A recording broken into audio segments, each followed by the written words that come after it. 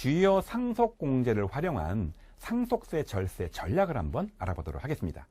자, 우리가 지난 시간에 전체적인 상속세 계산 구조를 알아봤죠? 오늘은 좀 더 구체적인 사례를 가지고 그 상속세 계산 구조를 알아본 다음에 어떻게 하면 상속세를 줄일 수 있을까? 그 내용을 좀 보도록 할게요. 자, 제가 간단한 사례를 만들어 봤습니다. 상속된 재산 내역이 아파트가 4억짜리, 예금이 10억짜리, 토지가 5억이 있는 겁니다. 여러분, 제가 지난 시간에 아파트가 4억인 거를 어떻게 알 수 있다고 했죠?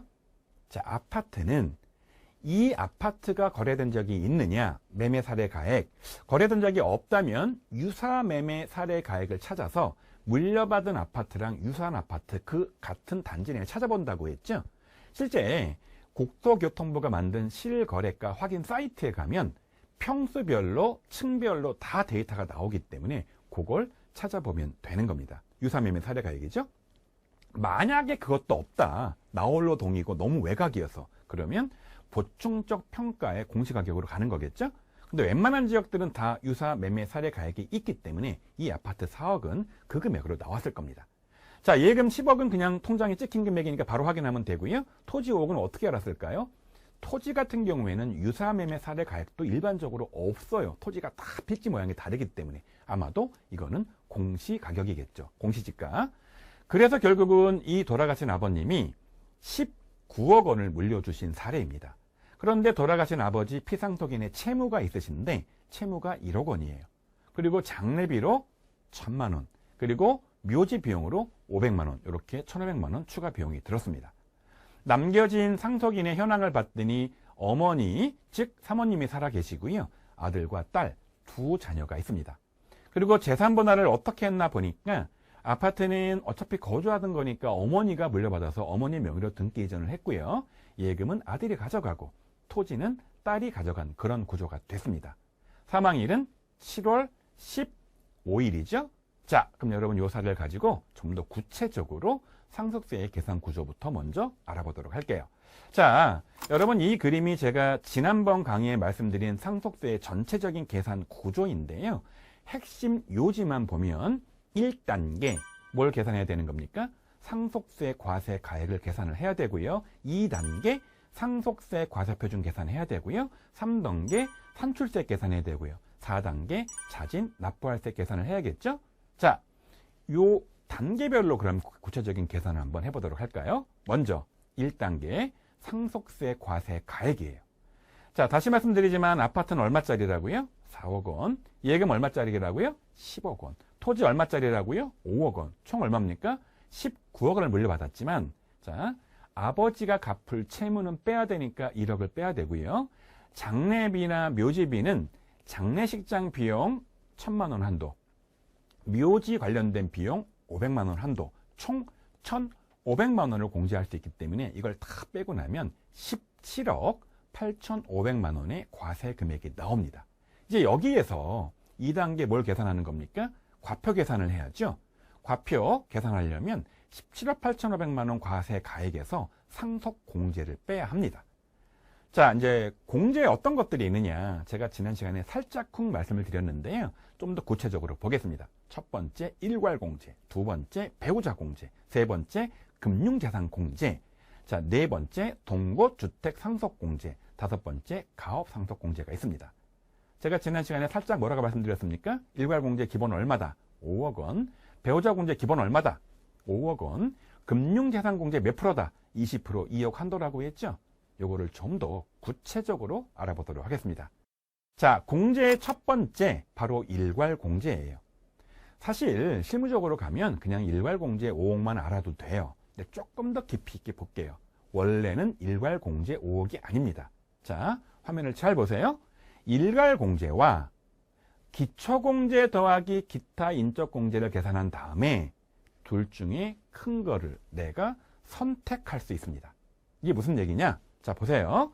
일괄 공제랑 기타 인적 공제는 피상속인 돌아가신 분께서 거주자인 경우에만 적용을 합니다. 만약에 피거주자라면 기초공제 2억만 적용되고 기타 인적 공제나 일괄 공제 적용이 안 돼요. 자, 그럼 거주자가 뭐냐? 국내에 주소가 있거나 여러분 참고로 주소가 있으려면요. 대한민국 국민만 주소가 있습니다. 이민 가면 여러분 주소가 말소됩니다. 또 한편 주소가 없다 하더라도 우리나라 들어와서 183일 이상의 거소가 있어야 돼요. 거소는 거주하는 장소예요. 저 같은 경우에는 동생이 미국으로 이민 가서 미국 시민권자예요. 제 동생은 국내에 주민등록 주소지가 없습니다. 따라서 현재 기준으로는 거주자가 아니지만 나중에 국적은 미국 시민권자지만 돌아와서 한국에 한 1년, 2년 계속 거소지를 갖고 있다. 거소지는 이제 출입국 들어올 때 신고하고 들어오면 거소증을 주거든요. 이러면 국적이 없다 하더라도 183일 이상 거소가 있기 때문에 이런 분들은 이런 경우에는 거주자가 되는 거죠. 그러니까 여러분 고객 중에서 극단적으로 돈이 엄청 많으신 분인데 미국 시민권자야. 한국에 들어오지도 않은 지가 한참 됐어. 근데 재산이 좀 국내에 있는 거야. 이러고 돌아가시면 비거주자가 되기 때문에 그냥 기초공제 2억만 되고 거기서 끝이에요. 일괄공제 5억이 안 되는 거죠. 근데 대다수의 경우에는 그런 경우는 없으니까 그냥 우리가 상식적으로 5억이다 일괄공제가 이렇게 말을 하는 겁니다. 자, 그러면 좀 더 구체적으로 들어가서 5억만 되는 거냐 일괄공제가 아니에요. 기타 인적 공제가 굉장히 많아지면 5억보다 클 수도 있습니다. 그러면 일괄공제 5억 받지 말고 더 큰 금액을 공제받아야겠죠. 그래서 여러분 다시 화면을 보시면 기초공제가 얼마라고요? 2억 원. 기타 인적 공제가 4가지가 있어요. 첫 번째 자녀공제. 내가 사망할 때 남긴 자녀가 있다. 그럼 자녀 1인당 5천만 원 공제합니다. 태아도 포함돼요.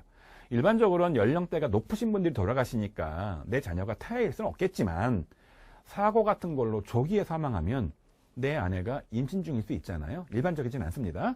여러분 좀 전 사례에서 자녀가 몇 명이었죠? 2명이었죠. 그러면 5천 곱하기 2명 1억 원 나오겠죠. 그리고 미성년자 공제 두 번째가 있습니다. 이거는 뭐냐? 상속인, 좀 전 사례에서 상속인은 아내와 두 애였죠.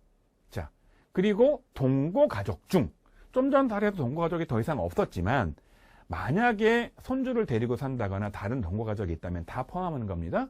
거기서 미성년자가 있다면 성년이 되는 19세까지 남은 그 연수 곱하기 1,000만 원씩 계산하는 겁니다. 근데 이 미성년자 아내는 배우자는 빼고 계산하는 겁니다. 자, 세 번째 공제, 연로자 공제예요.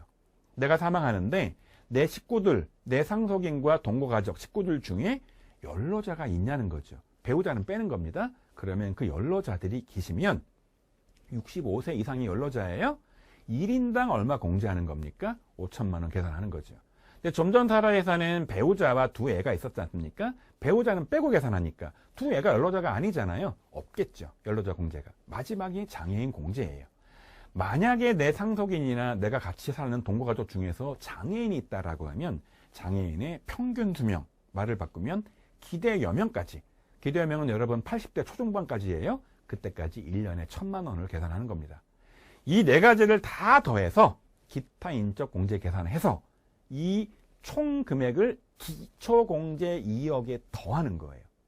만약에 이 금액이 7억이 나왔다라고 하면 일괄공제 5억 원보다 크기 때문에 7억을 선택을 하는 겁니다. 근데 여러분 잘 생각을 한번 해보세요. 이 네 가지 공제 뭐가 있다 그랬죠? 첫 번째 자녀공제, 두 번째 미성년 공제, 세 번째 연로공제, 네 번째 장애인 공제. 장애인 공제를 제외하고는요 금액이 얼마 되지 않기 때문에 그 금액이 3억이 되지 않아요. 근데 만약에 장애인이 계시다? 금액이 기타 인적 공제가 크게 나와요. 그래서 만약에 기타 인적 공제가 4억이 나왔다. 기초 공제가 얼마였죠? 2억이다. 합치면 얼마죠? 6억이죠? 그럼 당연히 일괄 공제 5억보다는 전체 공제 6억이 크기 때문에 이때는 기초 공제 더하기 기타 인적 공제 6억이 유리합니다. 근데 대다수의 경우에는 장애인이 안 계시기 때문에 일괄 공제 5억이 크니까 그냥 뭐라고 부르는 겁니까? 5억 일괄 공제다 라고 부르는 겁니다. 자, 여러분 그 다음 내용이 바로 뭐냐? 배우자 공제를 하나 추가 설명드려 볼게요. 자, 우리가 배우자 공제는 기본이 얼마라 그랬죠? 5억이죠. 근데 좀 더 구체적으로 상속증여세법의 규정을 설명드릴게요.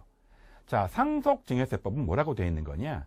배우자가 실제 상속받는 금액을 공제한다 라고 되어 있어요. 여러분 좀 전 사례에서 배우자가 얼마를 물려받으셨습니까? 거주하시던 아파트 4억짜리를 물려받으셨죠? 원래 4억 공제해야 되는 거예요. 그런데 단서조항이 뭐냐? 그래도 5억이 안 되면 5억 공제하자. 따라서 점점 사례에서 4억짜리를 받으셨지만 기본 5억 공제를 해주는 거죠. 근데 그 한도가 얼마입니까? 30억이 한도가 되는 거죠. 여러분 그래서 헷갈리시면 안 되는 거예요. 배우자 공제가 얼마냐? 라고 물어보면 그 질문의 취지에 상속과 증여를 구분하셔야 돼요. 지난번 강의 때 알려드린 증여는 배우자 공제가 6억이 기본이고 한도고 상속은 기본이 5억인 거죠? 그런데 또 다른 단서 조항이 있습니다. 바로 뭐냐? 배우자의 법적 상속가액을 또 다른 한도로 해요. 이게 무슨 얘기냐? 자, 예를 들어볼게요. 돌아가신 분이 18억을 물려주셨는데 좀 전 사례처럼 배우자 살아계시고요. 자녀가 2명이에요. 근데 어떻게 재산을 물려주냐면 몽땅 다 배우자가 물려받는 거예요. 18억을. 그렇게 되면 배우자 공제가 18억까지 되냐는 거예요. 30억 안 넘었으니까. 그런데 그렇지가 않습니다. 왜? 배우자는 민법상 1.5의 권한이 있고요. 큰애는 1의 권한이 있고요. 둘째는 1의 권한이 있기 때문에 1.5 더하기 1 더하기 1, 3.5죠? 분의 1.5. 요걸 비율 계산하시면 43%가 나와요. 즉 물려지신 재산이 18억이면 43%를 곱하면 그 금액이 7억 7천만 원이 나옵니다.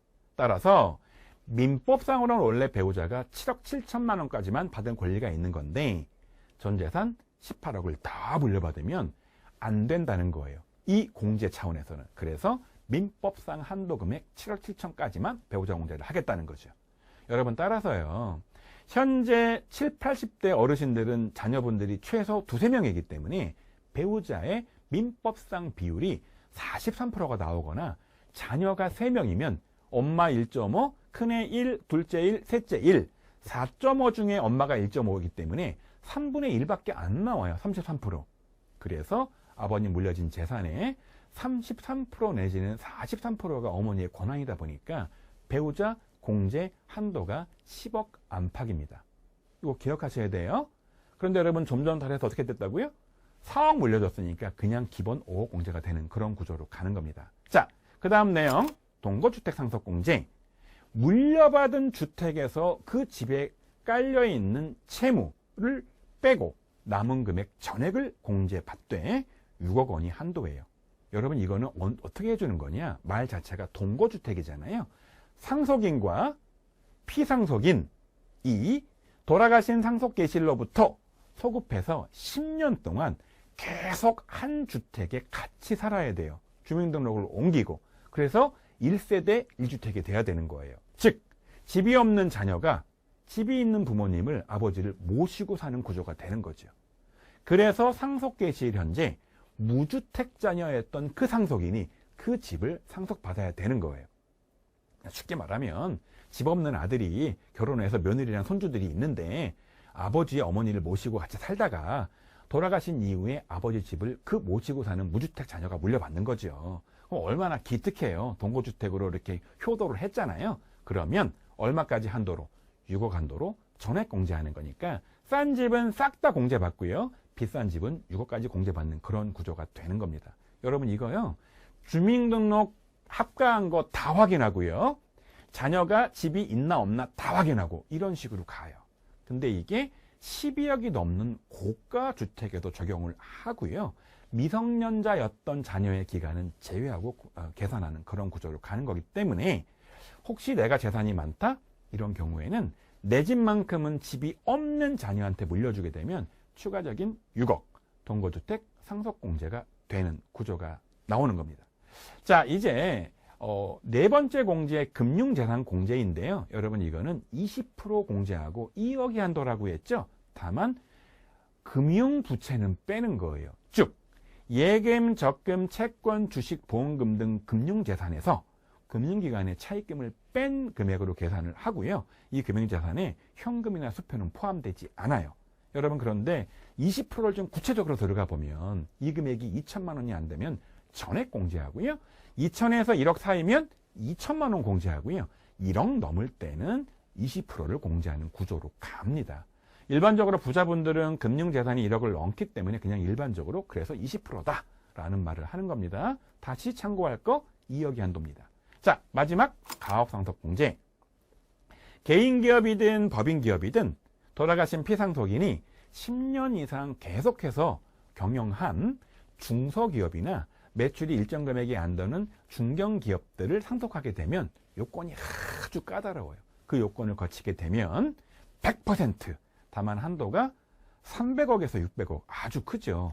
싹 다 공제해주는 그런 구조로 가는 거고요. 개인기업은 가업에 직접 사용된 토지나 건물이나 기계 같은 것들을 사업용 자산들을 공제해주는 거고요. 법인은 가업에 해당하는 법인들의 주식이나 출자 지분을 대상으로 공제해주는 그런 구조로 갑니다. 가업상속공제는요, 살짝쿵 법인 영업 단계에서 필요한 내용이기 때문에 구체적인 설명은 생략하도록 하겠습니다. 자, 여러분 요 내용을 바탕으로 해서 좀 전 사례를 계산 한번 해볼게요. 아까 과세표준 계산 전 단계인 과세 가액까지 갔죠? 얼마 나왔었습니까? 17억 8,500만 원이 나왔죠. 그런데 일괄공제가 그 어르신 기준으로 5억이고요. 배우자가 4억짜리를 받았기 때문에 5억 공제가 되는 거고요. 금융재산을 10억 물려주셨기 때문에 20% 곱하면 한도까지 2억까지 나오는 거죠. 그래서 상속공제는 12억 원이 나와요. 빼면 얼마가 남는 겁니까? 5억 8,500만 원이 나오는 거죠. 자, 그럼 여러분 이 세율 구간이 얼마까지 올라가는 겁니까? 30% 구간으로 올라가고요. 일단 전액 다 곱하고 누진공제 6천만 원 해야겠죠? 따라서 여러분 세금 계산을 하면 5억 8,500만 원 곱하기 30% 빼기 6천만 원 하면 1억 1,550만 원 세금이 나옵니다. 자, 여기서 하나 참고할 거 바로 세대 생략 가산이에요. 여러분 일반적으로 어르신 돌아가시고 나면 바로 밑에 단계에 자녀들이 재산을 물려받게 되는데 자녀가 아니라 손주가 물려받으면 세대를 생략한 거죠. 지난번 증여에서 나왔던 겁니다. 똑같이 30% 가산하죠. 만약에 이 금액이 미성년자다, 20억을 초과했다라고 하면 그 부분은 40% 가산하는 겁니다. 여러분 참고할 거, 할아버지 돌아가셨는데 이미 아들이 사망하고 없다. 그럼 이게 세대 생략이 아닌 거예요. 어차피 없기 때문에 이때는 적용하지 않습니다. 자, 그렇게 해서 계산된 금액을 내야 되는 거죠. 자진납부세액의 계산입니다. 여러분 중요한 거는 돌아가신 날, 상속일이 속한 달의 말일부터 6개월 이내에 신고하는 거예요. 여러분 따라서 좀 전 사례에 며칠에 사망하셨습니까? 7월 15일이었죠. 따라서 그 달 말부터 6개월이 언제죠? 계산해 보세요. 1월 31일까지 신고를 해야 되는 겁니다. 이거 어기면 어마무시한 20%의 가산세가 추가되기 때문에 여러분 무조건 고객한테 첫 번째 상담할 내용 돌아가시고 나면 6개월 이내에 신고하셔야 됩니다. 꼭 그 날짜 상기시켜 주셔서 세무사, 회계사 찾아가서 신고하게 도와주셔야 되고요. 자, 두 번째 이 기간 내에 신고하면 3%의 신고세액 공제 적용을 하기 때문에 자, 이 사례에서 1억 1,550만 원 세금 나왔죠? 3% 곱해서 빼고 나면 1억 1,200 정도의 상속세가 나오는 겁니다.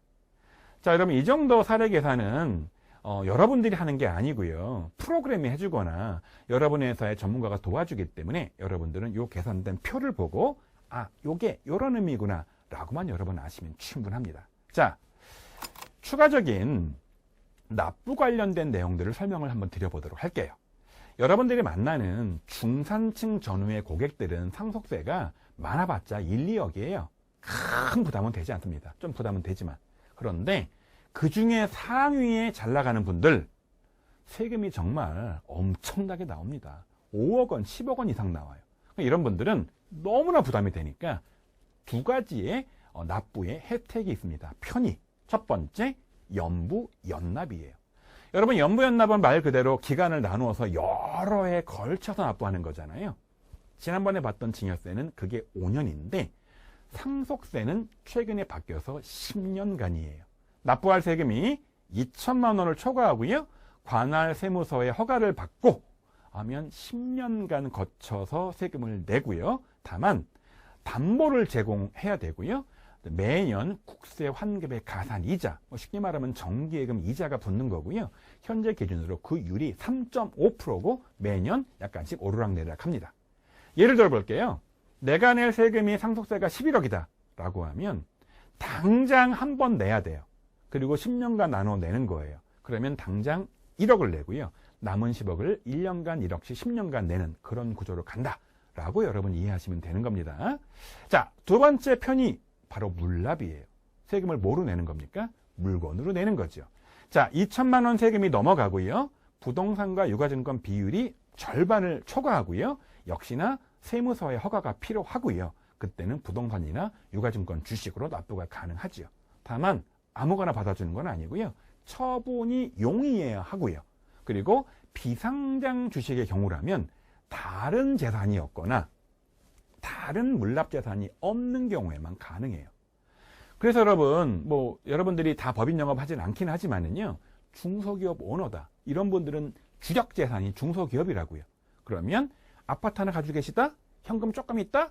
중소기업 큰 거 빌려줬다. 라고 하면 엄청 세금 나올 텐데, 첫 번째부터 중소기업 주식으로 물납받지 않습니다. 예금으로 납부하고, 그리고 아파트로 납부하고, 남는 금액이 있을 때만 물납이 가능하기 때문에 특히 중소기업 오너분들은 이 납부 지원에 대한 고민들을 많이 하셔야 돼요.